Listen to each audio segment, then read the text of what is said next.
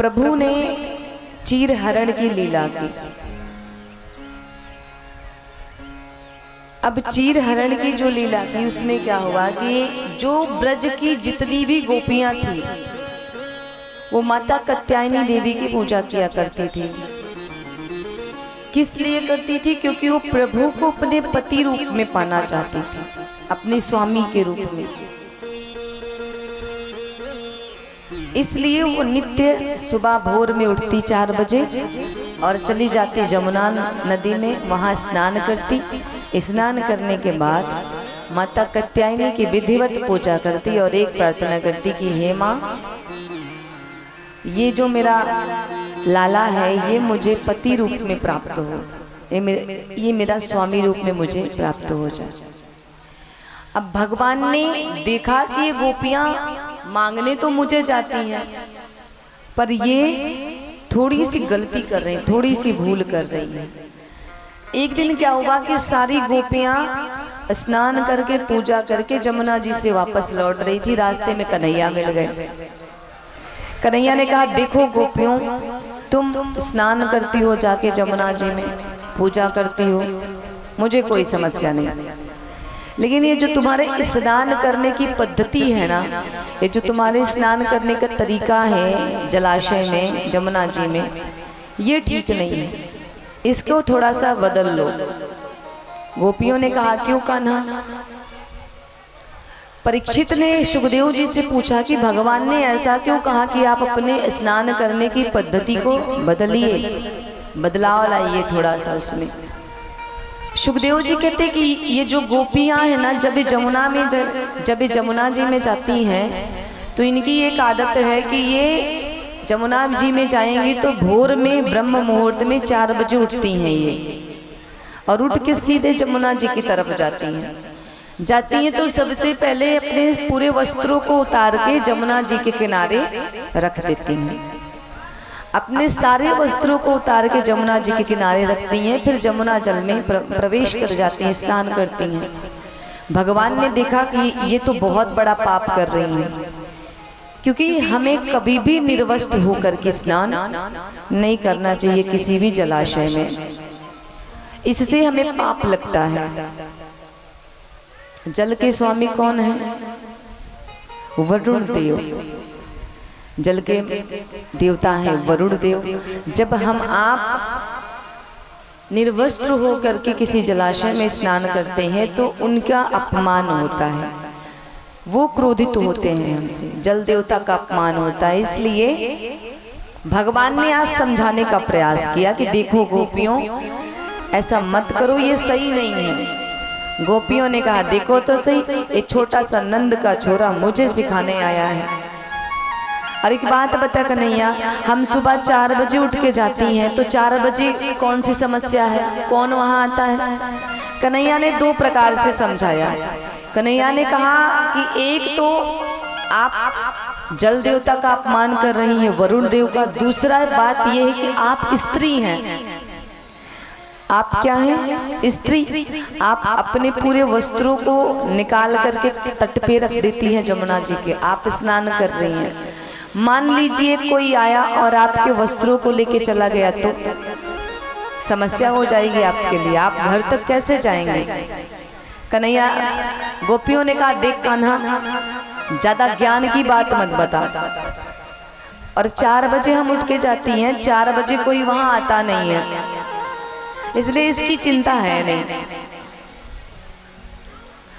कान्हा ने सोचा कि ये गोपियां ऐसे नहीं मानने वाली, इसके लिए तो कुछ लीला करनी पड़ेगी, इसके लिए मुझे कुछ लीला करनी पड़ेगी।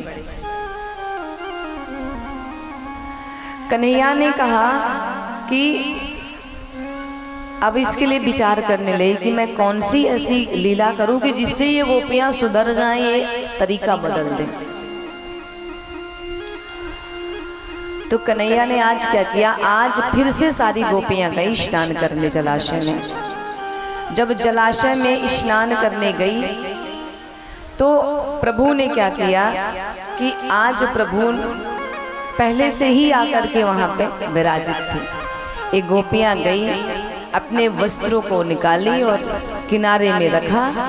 इसके बाद में सभी जल में प्रविष्ट हो गए और इधर मेरे छोटे से लल्ला धीरे से आए और सबके वस्त्रों को लिया और ले करके चढ़ गए कदम के डाल पे, सबके वस्त्र।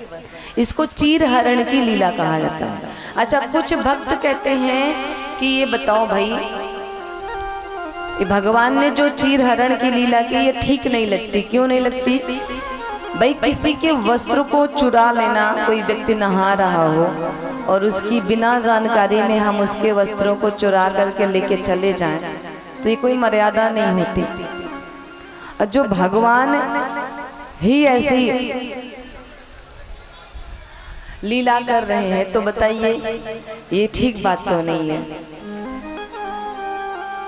सुखदेव जी कहते हैं कि जो लोग इस तरह से सोचते हैं, चीर हरण की लीला को इस दृष्टि से देखते हैं, तो उनके लिए बता दो, ये जब कन्हैया ने चीर हरण की लीला की तो केवल कन्हैया 6 वर्ष के थे।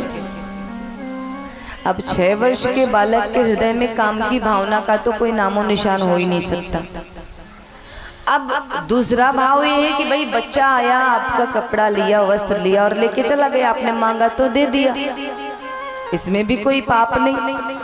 और तीसरी दृष्टि से देखा जाए, तीसरे सिरे से देखा जाए तो भगवान सर्व समर्थ है। समर्थवान को कोई दोष नहीं होता। प्रभु को भगवान कण कण में विराजमान है और प्रत्येक व्यक्ति की वास्तविकता उनसे छिपी नहीं। इसलिए भगवान ने जो लीला की इसमें कोई दोष नहीं है। इसके बाद में चौथी दृष्टि से देखा जाए तो भगवान क्या है? प्रभु हैं ब्रह्म। हम क्या हैं? हम हैं जीव। सुखदेव जी कहते हैं कि भगवान ब्रह्म है और ये गोपियां जो हैं ये जीव हैं, और ब्रह्म और जीव के बीच में ये वस्त्र रूपी जो पर्दा पड़ा है, जो वस्त्र रूपी अविद्या है, इसी अविद्या का हरण करने के लिए भगवान ने यह चीर हरण की लीला की, ताकि भगवान समस्त गोपियों को अपनी शरण में ले सके, उन समस्त गोपियों के मन के विकारों को दूर कर सके। हमारे और प्रभु के बीच में दीवार कौन बनती है? ये हमारी अज्ञानता, हमारी अपवित्रता, हमारी अविद्या, जो वस्त्र बन के एक पर्दा बन के जीव और ब्रह्म के बीच में स्थित रहती है। जिस दिन इस पर्दे का नाश हो जाता है उसी दिन जीव ब्रह्म का अर्थात प्रभु का हो जाता है। भगवान ने दिव्य लीला की। इसके बाद जब गोपियों ने स्नान कर लिया तो एक गोपी बोली, भाई जल्दी जल्दी कर, क्यों अब तो चल के पूजा भी करनी है कात्यायनी देवी के। तो एक गोपी थोड़ा सा जल से बाहर निकल के देखी तो वस्त्र ही गायब, वस्त्र ही गायब। तब तो उसके होश उड़ गए, भगवान अब वस्त्र गायब है, हम घर कैसे जाएंगे। दूसरी बोली, हो ना हो, मुझे ये तो शंका है, ये निश्चित उस नंद के छोरे की करतूत है, उसके सिवा ये कोई कर नहीं सकता। अरे भाई हम इतने दिन से स्नान कर रहे हैं, अब तक तो हमारा वस्त्र कहीं गायब नहीं हुआ, ये आज ही ऐसा क्यों हुआ। एक बोली, हाँ हाँ सखी मुझे भी ध्यान आ रहा, कल उसने समझाया था रास्ते में कि ऐसे मत ना आया करो। हमें लगता है कि हम उसकी बात नहीं माने, इसलिए उसको आया और वस्त्र लेके चला गया। तभी चौथी की दृष्टि पड़ी कदम्ब की डाल पे, जहाँ सरकार बैठे थे और सभी गोपियों के वस्त्रों को लटका के रखा था। सभी गोपियां हाथ जोड़ के खड़ी हैं जल में, हे कन्हैया मेरे वस्त्र दे दे। कन्हैया ने कहा, देखो मैं देने नहीं आऊंगा, मैंने पहले ही सावधान किया था, अपने स्नान करने की पद्धति को बदलो। आप नहीं माने, मजबूरी में मुझे ये लीला करनी पड़ी। गोपियों ने कहा, कन्हैया तेरे सामने हाथ जोड़ती है, तू जो कह दे तो हम जमुना जी में स्नान ही करने नहीं आएंगे। तू स्नान करने की पद्धति बदलने की बात कर रहा है, बस तू एक काम कर, हमारे वस्त्र हमें दे दे। कन्हैया ने कहा ऐसे नहीं मिलेंगे। बोली तो?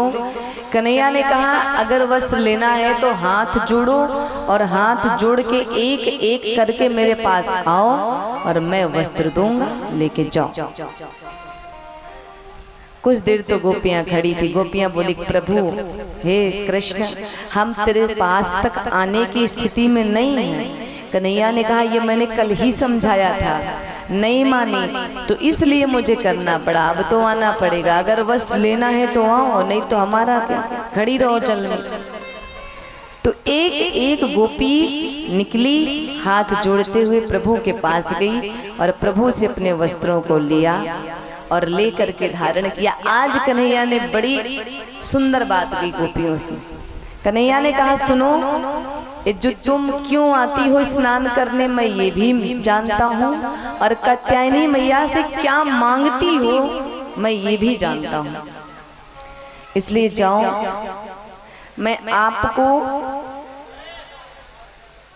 यह आशीर्वाद देता हूँ कि आने वाले समय में जो शरद पूर्णिमा की रात्रि आएगी, उस शरद पूर्णिमा की रात्रि में मैं आप सभी की इस मनोकामना को पूर्ण करूंगा। आप सभी के साथ मैं महारास करूंगा।